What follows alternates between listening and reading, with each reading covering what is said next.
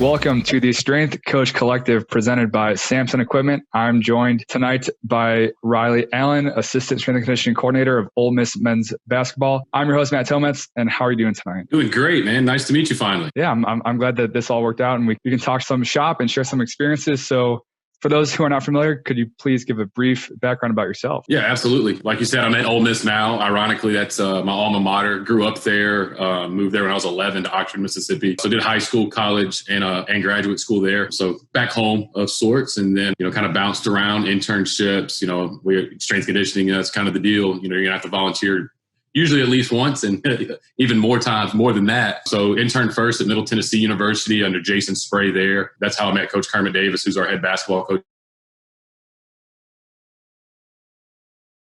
Bounced out to New Mexico State, where I did my GA there for a summer. Already had my master's degree, so didn't need another one.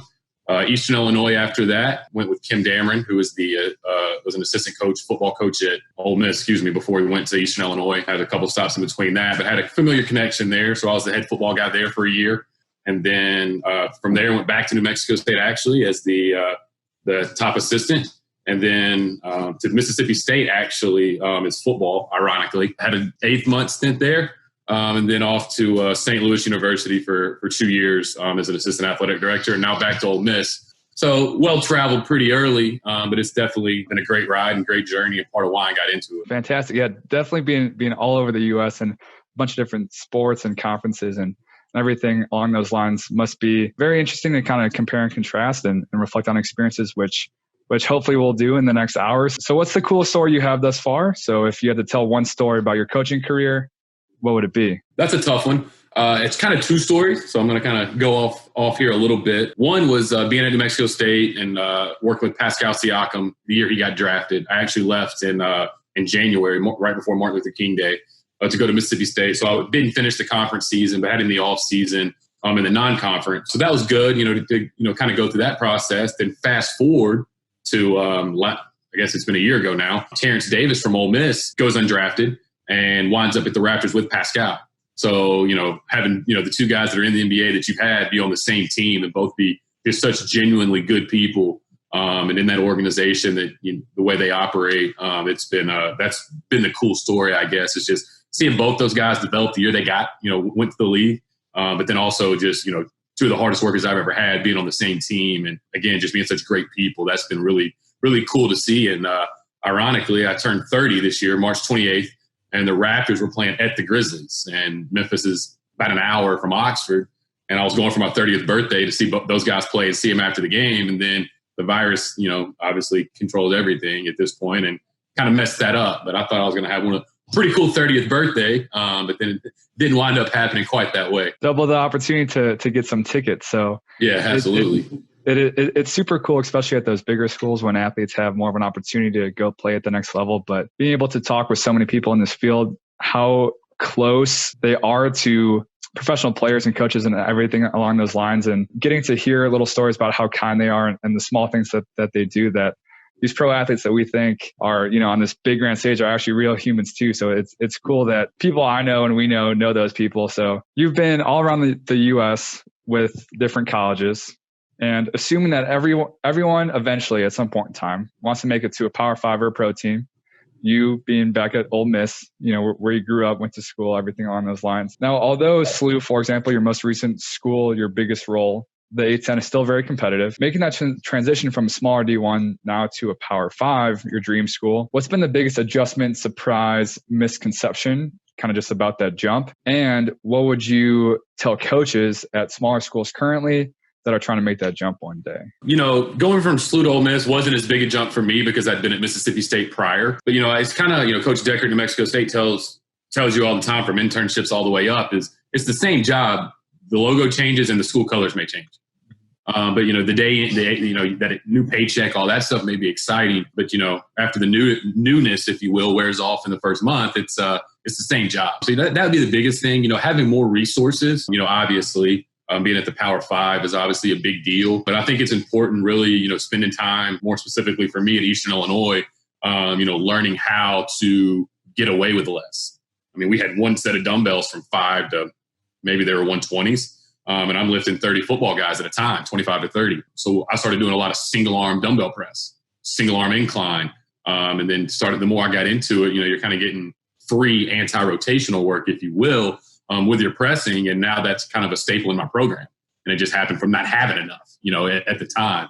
So that'd be the biggest thing for me. It's just the resource aspect of it. It's more, I don't want to say bureaucracy, but I don't really know how it's, it's St. Louis, I was controlling a lot more. Now, things are controlled in different outlets and I don't have to do it, which is good. But at the same time, I kind of miss doing those things and having your hand on everything, I guess, is probably the biggest change from a mid-major, to a high major. And it's easy to kind of get caught up, myself included, in the logo, the colors, having all of that, the technology, and just the resources and stuff like that. But the things that we say make coaches good, some of the soft skills like emotional intelligence, adaptability, which you're going to have a lot more autonomy in and a lot more opportunity to develop at those smaller schools. Those skills you learned working with one set of dumbbells from 5 to 120 is going to be that much more helpful when you have all of those resources. And one thing as well is your job is to do your role to the best of your ability, no matter what it may be. So if it's a smaller school or a bigger school, if you do your job and you crush it, eventually, I believe that the best people will end up where they're supposed to be. So if I had to sum everything up, it would be to, no matter your situation, school, whatever you're at, try to crush it to the best of your ability. And when opportunities open up, they will open up, if I'm saying that correctly. But yeah, absolutely. It's very interesting just to compare and contrast schools, big, small, and everything in between. It's a lot more simple when you think about it, and to hear how it might not always be as cracked up as it is to be. But ending up at your favorite school must feel pretty good. Not a lot of people, I tell everybody all the time, I might be the luckiest strength coach in the country because, a lot of people want to be, coaching, the Power 5. Most people want to coach at their alma mater, and then most people want to be around their family. And I'm, all three. So when it comes to that type stuff, yeah, it's absolutely, been great to be able to come home, if you will. And then reflecting on kind of your journey going to all these different schools, how did Ole Miss come about from SLU? And was there anything kind of in your previous path, meeting coaches, things like that kind of set you up for success that kind of came back later that you didn't realize, if that makes sense? Yeah, absolutely. Taking that first internship with Coach Kermit Davis at Middle Tennessee, who's our head basketball coach at Ole Miss. I mean, that was the end.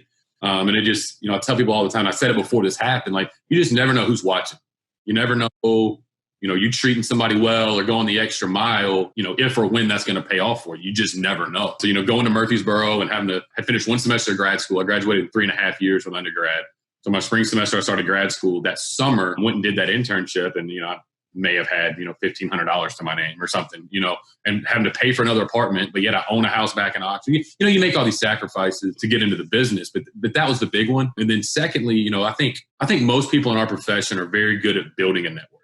I don't think there's many people in our profession, or nowhere near as many in that regard, to maintaining and culturing and continue to develop and nurture their network. That's something that I think helped me with Coach Davis.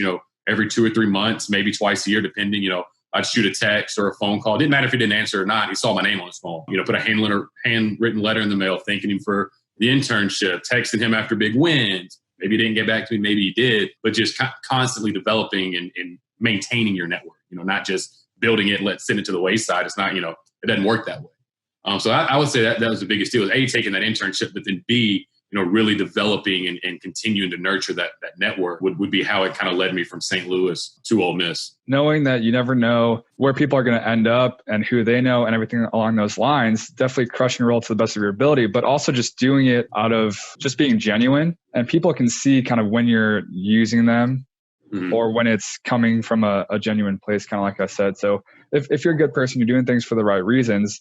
And just knowing that being a good person will help you eventually. Doing it without the end goal in mind, or doing it just because you're a good person, I guess, will definitely pay off in some way, shape, or form. I just can't say when or where, but it's crazy how a simple decision, however many years ago your internship was, has led you to the promised land, back to Ole Miss. So very, very cool nonetheless. You have your master's in neuromechanics. So if you had to give a brief summary of what neuromechanics is, and how having that background, kind of that lens in which you view sports performance, kind of how does that all come together? to your job? Yeah. So master's in exercise science with an emphasis in neuromechanics is technically how it's written. We had an option of going the neuromechanic route or the exercise physiology route. And I had no interest in memorizing enzymes and all that stuff. No need for that. So I went into the neuromechanics route. I was actually going to PT school, had taken the GRE, done my 200 hours of shadowing, the whole deal. And I just kind of, as I was finishing up my shadowing, it just kind of came to a point where I was like, this is not what I thought it was going to be. I'm more of a go person, and physical therapy isn't that, or isn't always that. So, started realizing how few jobs are actually 100% sports related within physical therapy, at least at that point. We're talking 2012. So that being said, I went to my advisor, and he happened to be over the neuromechanics department, biomechanics lab, and the whole deal. And he said, well, if you don't want to treat injury, how about you try to reduce the risk of it? I said, cool. How we do that? He's like, well, if you do this biomechanics, neuromechanics route, and get into strength and conditioning. And I always thought I was going to be like in a halfway house, like getting athletes from physical therapy and having them for a couple weeks, month, whatever it may be, before they went back to full training. Like that was my kind of a halfway house. Didn't work out that way. Wound up getting that internship at Middle and kind of ran with it. But neuromechanics is overwhelming majority biomechanics. The neuro part comes from, it's a little more in depth as far as motor learning and control, that type of deal. We had 3 of those classes as opposed to, regular electives. So that's what kind of steers it into the neuro route. By far the hardest class I've ever taken, Dr. Waddell. Anybody who's taken that class, I kept the textbook because I was so proud I made an A in that class. And it was just the med school neuro book from Jackson, Mississippi that they use down there. And, just memorizing, literally down to the process of how a muscle spindle and Golgi tendon organ and all that stuff works, the spinal pathways that this stuff travels back up. And do I use that every day? No. Good to know. It's a great challenge for me academically. But that's more the neuromechanics deal. The biomechanics, instead of being more straight equations and inverse dynamics and all this type of stuff, it was more actionable things. Like we did a lot of with balance, for instance. So, just understanding base of support, the difference in center of mass and center of gravity. And it drives me nuts because nobody ever gets it right. But those sort of things. So that's probably the biggest on how it affects my training day to day. Base of support, how to progress or regress an exercise by narrowing the base of support or raising the center of mass, things like that to make exercises more difficult, or the opposite, increasing a base of support or lowering the center of mass to make an exercise, easier for an athlete coming back off an injury, or, an athlete that's, newly training, and just understanding moment arms and torque and those things, with glute hams, for instance, on, why those pads rotate and why it's harder. Things like that were big takeaways for me. And we would do a lot with, center of mass and things like that with front squat versus back squat. Like those are the type of things that we talked about in class more than the clinical side, if you will, in undergrad. So yeah, it was a great choice for me doing what I'm doing with that degree. There's a lot of people that wind up, and just where they're at and what they have to do. They get, a higher ed master's online or Parks and Rec or whatever they have to do to get their GA, to get their master's and get into the field. And there's nothing wrong with that. But I was lucky to stay at home, but in Oxford, and be able to, take a degree course that, really affects my day-to-day training as far as how I write my programs for my athletes. It's been very good. And with the golden rule of strength and conditioning to be first, reduce the risk of injury or do no harm, and then the second one being increased performance, having that background in physical therapy, or that being an experience you had prior to where you are now, how does the physical therapy component influence kind of your programming and your coaching now? Yeah, not really. I never got that far into it. It was much more just kind of sitting, shadowing, getting more the day-to-day operations and, things like that. I didn't have any hands-on experience, as far as that goes. Not that everybody does it, but it makes me really appreciate the work they do. Does make me, I guess the biggest deal is it makes me to, kind of go an extra mile, if you will, to help the athletes buy into what the physical therapists or athletic trainers are doing. And, just constantly, telling them how good they are if they are, and if they're not, don't say anything. But, I've always worked with good ones. I've been very, very blessed in that regard. The athlete buy-in with them, hey, I spent 200 hours. I know how hard they work. I know some of these exercises seem like they're not doing anything for you, but they're not going to waste your time or their time. That's affected me more with the shadowing and the physical therapy, stuff that I did early on, than how it, affects my programming or how I'm, writing cycles or how I'm coaching things. Being able to speak that language, if I had to put it in a different phrase, and being able to not only connect the athlete to the physical therapist, like you said, but also you can connect yourself to the physical therapist and explain or kind of help bridge that gap between the weight room, or it's like a triangle. You, the athlete, or weight room athlete, physical therapist, and you can kind of put it all together. And that's one thing in this field, because the more people I talk to, they all had very different paths and how they got to how they are. But some stuff might seem like wasted time, but even if you figure out what you don't want to do, that's just as valuable as figuring out what you do want to do. Yep. And having that experience, being able to speak that language. Now, I'm currently in sports science, and before I came from coaching, but the strength coach I worked with knew that I could speak that language. And that opened up a whole new world for me, just because they knew I was relatable. Yep. They could use their lingo and things like that and feel understood. And on that as well, it helps too they trust you to do more in the weight room, maybe sooner than not. When you speak that language and you understand, if they had surgery or whatever, the screws and where they were, and that type of stuff. And being able to talk that language, it makes the physical therapist, think you're not just a meathead. That you do have a science background, and in my experience, it's lent me a little longer a leash earlier, I guess, if you will, with athletes coming back from different things. So to your point, speaking the language, you had that same experience. Yeah, it can be huge, especially in strength and conditioning, because in college and pro, it's more of a high performance staff where they're all kind of working together. And one of the coolest things I've heard that other high up coaches have recommended is just going and asking the PT, the nutritionist, the sport coach, whatever it may be, to go shadow them for a few days whenever you have some off time. So they feel like you value what they do. You learn their language, their lingo, what they do, what they don't do. And then, like I said, you can be that kind of liaison in between them and the athlete. Because if it's all around performance and everyone's job is more related than not related, you can kind of help bridge all those gaps. So kind of getting out of the comfort zone. And of course, scope of practice is still very important. What you're certified or can legally do or not do. But being able to speak that language for the athletes and for your colleagues is definitely very important. So every experience is valuable, nonetheless. Moral of my story. Yeah. What motivates you as a coach? And then how do you motivate the rest of your staff? Now I don't have a staff. Being men's basketball, and then I do men's golf as well at Ole Miss. I don't have a staff. I'll have an intern or a practicum student. So, I don't know that I should answer that part of it, just because, I'm not currently doing that. What motivates me to coach, is just I thoroughly enjoy it. I mean, I don't know people say it all the time and they think it's that it's not real. And I say it, people don't believe me. I've never worked a day in my life. I absolutely love what I do. 5:30, 5:15 in the morning, it doesn't matter, never watching the clock.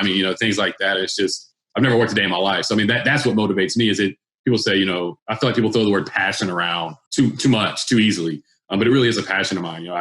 Again, bouncing all over the country, being away from family, you don't do that unless you really love it.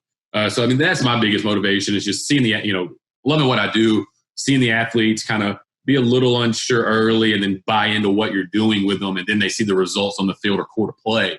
That's a big motivating factor as well. And then, just trying to get to know the athletes outside of, just the weight room, just the court, just the sport. Where are they from? What's their family situation? Getting to know those things, then, you may learn something about a guy that motivates you to push him a little harder, or you understand why he responds that way to certain things. So that's kind of, I guess, in a nutshell, is just, the passion, and then seeing the results, actually translate to their sport. And when you were at SLU, you were the assistant director of performance, if I have that correct? I don't remember exactly how it was titled, to be honest with you. I think it was assistant athletic director for sports performance. So, was that more director managerial? I worked with men's and women's basketball, and then had two assistants that managed the other, don't quote me on this, I think it was 15 other sports, which I would be on the floor with them. I tried to get on the floor with them at least once a month. And do some things like that. So I was involved, had an assistant leave, took on 3 or 4 teams. No, it was basically a director of sports performance. And then I'd be in, a monthly or every 2 week, higher staff meetings, or, those sort of things, as far as making decisions on budgets and, things like that. What's coming down the pipe as far as speakers, all that type stuff that admin and athletics go through. So no, it was, I don't know, maybe 80%, director of sports performance, and then 20% admin, maybe a fair ratio for that. So going with that 20%, kind of the experiences that not everyone in strength and conditioning gets to experience, what would be the biggest takeaway that you apply in how you run your weight room that you've learned from kind of the admin, more the businessy side of things? I think people, I don't want to say smaller sports, but not your mainstream media sports. I don't know if that They're not your football, basketball, baseball.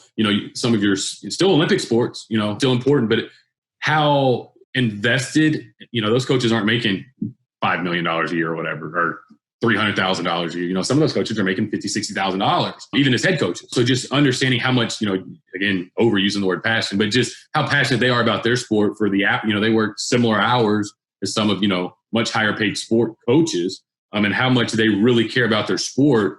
You're in on those conversations and you start to really get a feel for that. So when, stuff is said or they're upset about not getting their weight room time and things like that, like you start seeing more of that stuff, just, throwing people on a schedule and just, oh, nope, you're working out at 6 a.m. Monday, Wednesday, Friday. There's nothing to talk about. You start to understand those things much deeper and understanding, they're not here in the summer and, how to help manage that stuff, I would say is more than 20%. But just understanding that, everybody says it, but like every athlete does matter. Like that's their sport. Who cares if 3 people come to watch it or 100,000? Like they're still working hard and investing their time and energy in that. And I guess just getting to know the head coaches more in that role was probably the biggest takeaway. Kind of tying it back to being able to speak that language, just how it matters to an athlete that you've played that sport before, so you get it. The head coach knowing that you understand where they're coming from and that you'll kind of fight for them and vouch for them, that'll go a very long way in the sports that might not receive the respect or the time or whatever it may be. So as simple as just going out of your way just to see what's up, ask how they're doing, or going and sitting in on those meetings and just gaining a variety of experiences. So you've been there, done that. As simple as that phrase is, that goes a very long way with athletes as well as colleagues and other staff members. So something simple can definitely go very far. And even just showing up to their events, going to a softball game, going to a soccer game, and not just, you're there, you're going to get seen, but you're not there just to get seen. But, doing those things, those athletes notice it. There may be, a few hundred people there, but they come up to you the next day, hey, I appreciate you coming to the game.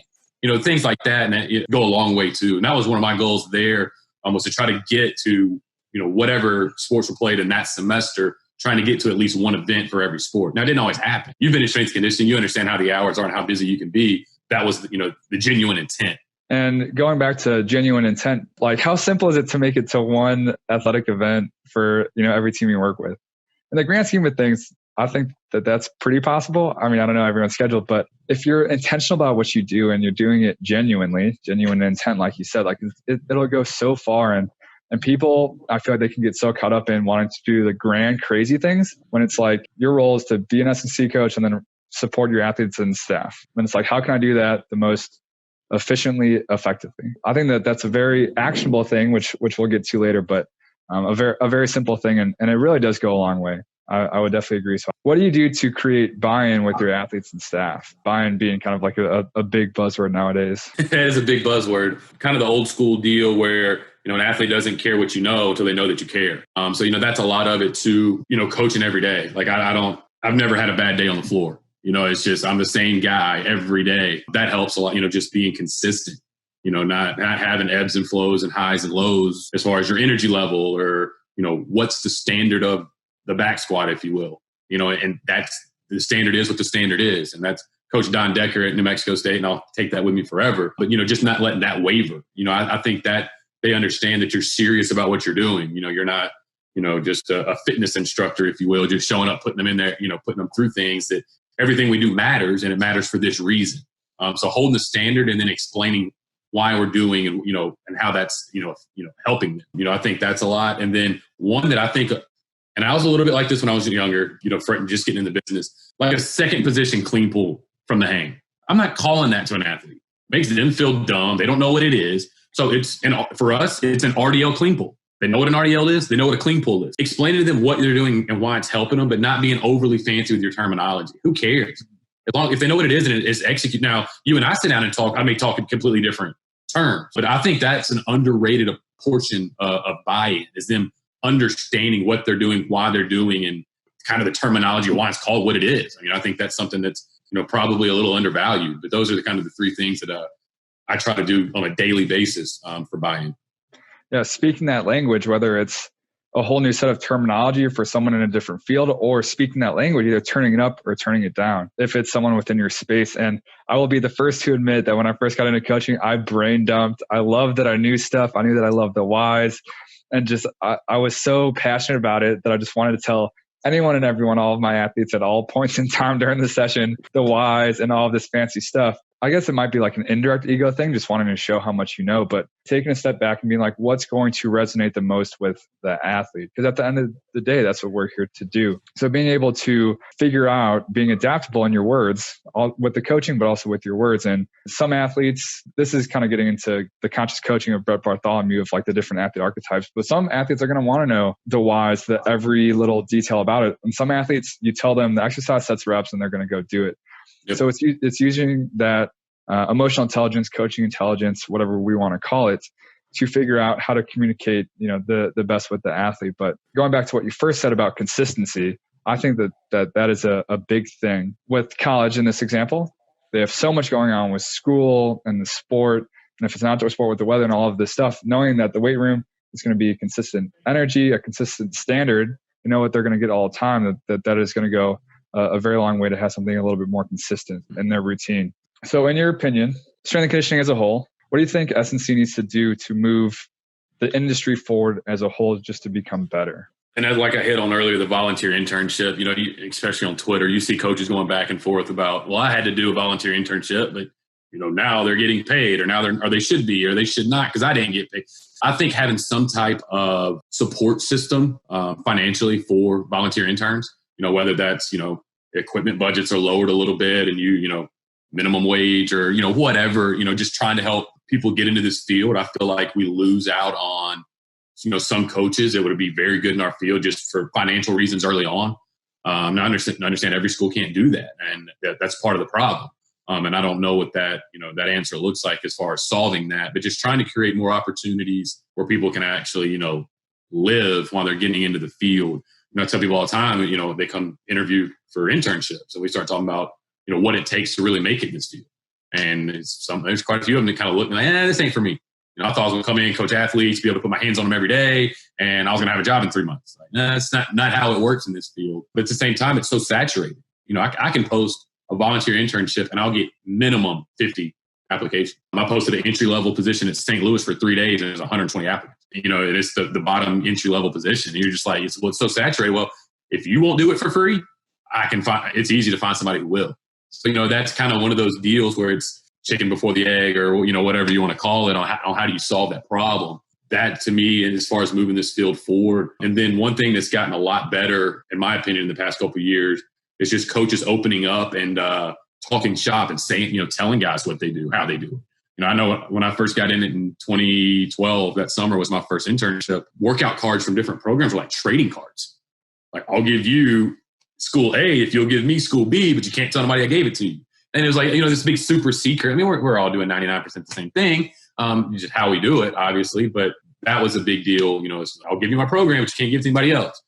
So opening up and, being able to talk shop and doing podcasts such as this and things of that nature, I think is another one, but it's gotten so much better in the past 2 or 3 years. And I think the use of Twitter and social media has got a lot to do with that. I've also heard those same debates and conversations about paid versus unpaid internships. And just because it's how it's done, does it mean that's how it should be? And if it's an unpaid internship, but the job responsibilities are basically like a paid position, I think that hugely depends on the budget and the facilities and the resources and everything along those lines. That would be a little bit more difficult to tackle, but I totally agree with the openness of everyone nowadays. And I remember when it was a huge secret, when you thought that you were doing the one thing that no one else was doing. And then now with social media, when everything's more available, it's like, oh no, we all do pretty much, the same stuff. But the difference is those coaches that get the buy-in, that learn their motivations, they know how to talk to those athletes and some of those soft skills. And I'm going to bring this full circle right here, that you learn during those unpaid internships, during your stints at those smaller schools that then lead you to crushing it when you make it to the promised land, your dream school, the Power 5, the pro team. There's so much information nowadays. It's not no excuse to be learning, but there's so many good people doing so much good stuff where it really isn't a secret anymore. And it's super cool that people are willing to share their information and what they're doing. And funny, you related it to trading cards, because at first when you said that, I was like, there's no way people used to do that. And now people are super open about what they're doing. So I would say collectively, it's been very exciting just to see the change and being more open-minded and more of a collective field as opposed to I'm just, trying to secure my job. I don't want to share my secrets and stuff like that. So I totally agree on both those fronts. Very cool. So looking back, of course, every step has led us to now for some reason at some point or another. But if you had to go back and do stuff differently, what do you think you would have done? I've been very lucky the way I've been able to climb the ladder, if you will, fairly quickly. And like you said, genuine intent, but there's a bit of luck with it. What coaches line up with what jobs, that matters too, as far as sport coach. So I've been very lucky in that regard. Probably going to sound like a little bit of a cop-out answer, but it's the truth. I started personal training as a freshman in college, but I wish I'd have done more sports stuff early.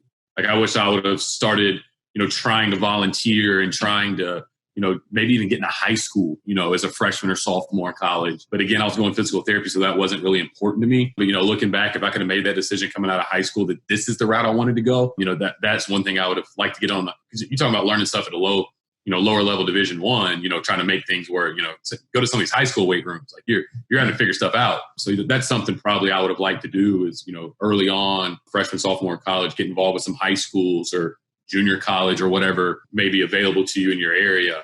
And just get involved earlier at a lower level to kind of get your hands dirty earlier, if you will, would be the change that I would make. Going back to the should volunteer internships be paid or unpaid, when you're in that position where you don't have much to offer, because I believe everything in life is exchanging value, giving, receiving. What you do have to offer when you're a freshman, sophomore in college is your time, where you don't have the qualifications because you can't sit for your CSCS until you're a senior, or you can't get in until after you graduate. You can't offer your time, and being in that position, your time isn't really worth much anyway. So it's, why don't you make the most of what you have? And because S&C is spreading so far now down into high schools, there's definitely a big opportunity just to volunteer your time with the genuine intent and never knowing kind of where people are going to end up.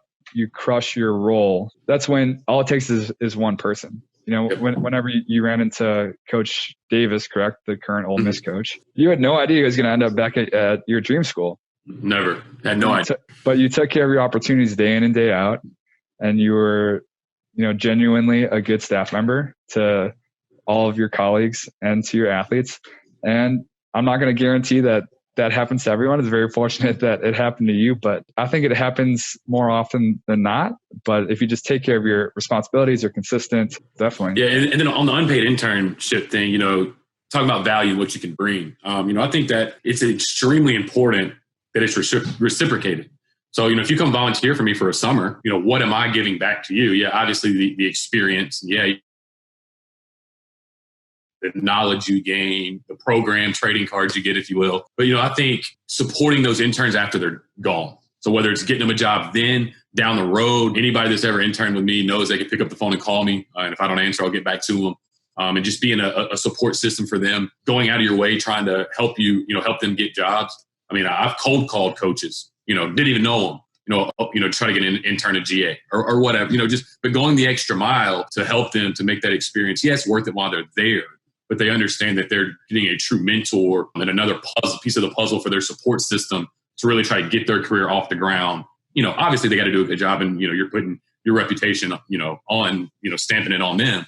I think that's the other part of the piece is, yeah, it's your time, but as a coach, as a full-time coach or, a GA or whatever, with interns, how can you support them and really actually try to further their career? Not just come in, clean, pick up weights, count reps, see ya, that's not it. Being able to support and help drive their careers as well. Even if it's just shadowing, not even an official internship. I know that a fraction, actually no one I've talked to in college and pro sports performance have gotten a job where they just straight up cold applied for it. It was someone recommended them and said, hey, go apply to this one, wink, wink. Yep. And even if you do cold apply, if they've heard your name from one of their friends that they respect and trust, your resume is going to go to the top of their pile. So even if shadowing, something as simple as just volunteering your free time, showing that you can walk the walk, it's going to help someone stick their neck out for you. Because that's how a lot of people, everyone I've talked to has gotten to where they are now. So it's very simple things can go a very long way, because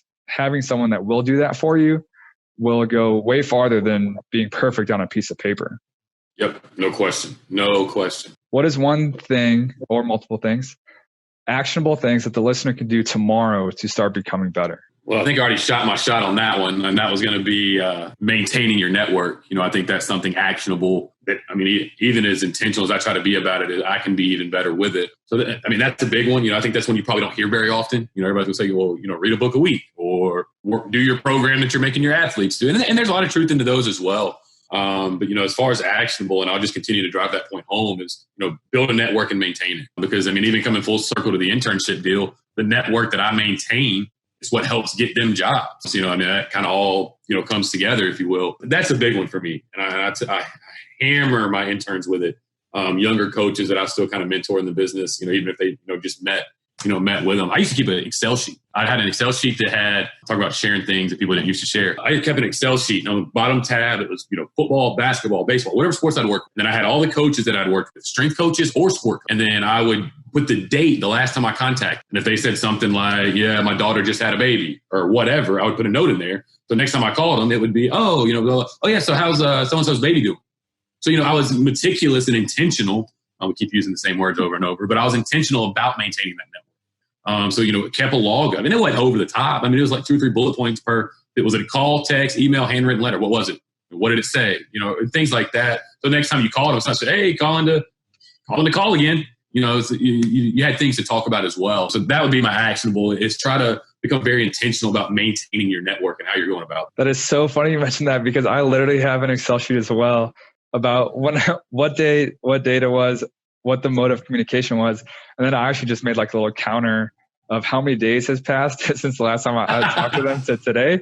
Because I feel like anywhere from like 4 to 6 weeks is enough time. I know some people that go on like 2-week rounds. I think that's a little too frequent. But yeah, I agree. But being intentional, and especially if you're in that position where you are trying to advance as opposed to someone helping someone lower. I've been told multiple times, if you maintain the relationship, I'd be more than happy to stay in contact, but I'm too busy to reach out to you all the time. As long as you're on the same page with that person, if you have to reach out, email, don't feel like a bother, because I also believe at the end of the day, if they didn't want to talk to you, they wouldn't. It's being intentional, being organized. And one other thing as well is, I think people would definitely be surprised if they just went through their contact list on their phone and wrote down everyone that's in sports in some way, shape, or form, whether it's AT, PT, S&C, a sport coach specifically. There's a lot within what they already have, but also they have an opportunity to generate more for themselves, especially with LinkedIn. A lot of people's emails are on their website bios with whatever team or school they're at. So it's just a matter of taking it into your own hands and being organized and intentional with it as well. And when it comes time to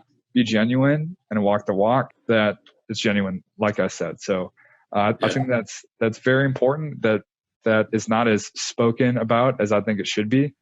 Just with all stories of people don't get to where they are from just cold applying. It's all about who they know, and all it takes is one person. So it's like, why aren't we doing the most to set ourselves up for the most success when it comes to knowing people?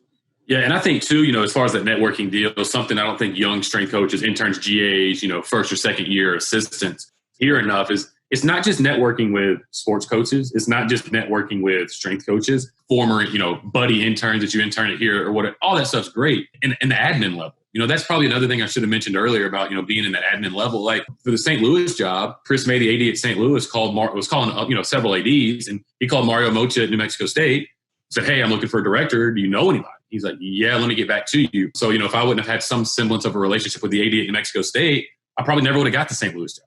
And I'm not saying that was the reason I got it, but that's what got the door open to even start to get in that. So, get to know, a couple people in your compliance office, get to know the business. You don't know where they're going to be next. They may be at the next school that you're applying for a job, and you list them as a reference, and you can call them. And, our radio TV broadcaster at New Mexico State, Adam Young, calling AY, he's from St. Louis. So he knew a couple people in the department. So there's things like that you never know. It's not just coaches. Admin is, and I'm not saying spend 50% of your time there, but I try to get to know one a month or whatever. You're talking about being organized and intentional. What does that look like? I don't know. Every school is going to be different, but not just coaches. Networking with admin, and because you never know. That's helped me. Personally. Yeah. That's something I think that's important as well. And how far simply just walking across campus or just walking upstairs, if your weight room is in the same building as the athletic department, but impactful that really can be, and how someone who can speak highly of you or just say that that they're professional, your resume is going to go to the top of that list. And knowing that it is worth your time to maintain that network, but also being genuine that you do care about them as a person. And one thing I like saying about networking is you're networking with people, not just resumes. Yep. So being genuine that they are humans, that you do care about their stories, because I think people are pretty good judges of character, and they can call you out when yep. you're not being real with them. But so knowing that it is worth your time, but knowing that that's not the only reason you're networking. Yeah. And like you said, with the professionalism, like, keep a polo in your office. If you get off the floor, like wipe your face, sweat, whatever, shower if you've got time, at least put on a polo over your gym shorts before you go to a meeting. Maybe I used to keep slacks and a polo in my office. I'd still wear tennis shoes with it, but it elevates how people see you instead of walking in a drenching sweat t-shirt. Now, that might happen from time to time where you can't avoid it. But if you've been dressed more appropriately for other meetings, they're like, oh, well, he must have literally just, come off the floor or come from outside coaching or whatever, or from practice or whatever it may be. From people that have worked with him, Dr. Pat Ivey, when he was at Missouri, he kept his suit in his locker. So when he would go to me, he'd go shower, get out of it, and get in a full suit. Everybody may not be able to do that. But, even just a collared shirt goes a long way. Not put on some deodorant and wash your face before you go in those meetings. Things like that, with the professionalism, people notice because not a lot of people do it. Being intentional from head to toe, for sure. Yeah, there we go. You said earlier that you don't have to be best friends with them, but if you show that you care about them as people, if you show that you can hold a conversation, that you're professional, that's really all it takes. One thing I've also learned while networking of recent is you're not going to become best friends with everyone, and not everyone that you talk to is going to be big spark, right off the bat. Some people you just won't click with, but if you can at least be professional, then they can vouch for you in that aspect. So yeah, I think that's another simple thing that people can do to increase their odds of getting to where they want to be one day. Yep. And that's another thing I say about networking is you never know when or who or how or where, but it's just increasing your odds of that one person speaking highly about you or wherever they end up. So setting yourself up for the most success, if I had to rephrase. Is there anything else that you prepared? Or I believe we did a pretty good job talking about consistency, being genuine, being intentional. So anything else you prepared for this? No, that was just, I appreciate the opportunity and enjoyed getting to know you a little better and talking shop. It's been enjoyable. Fantastic. Well, thank you very much, Mr. Allen, and I look forward to chatting in the future. All right. Appreciate it, Matt. Thanks.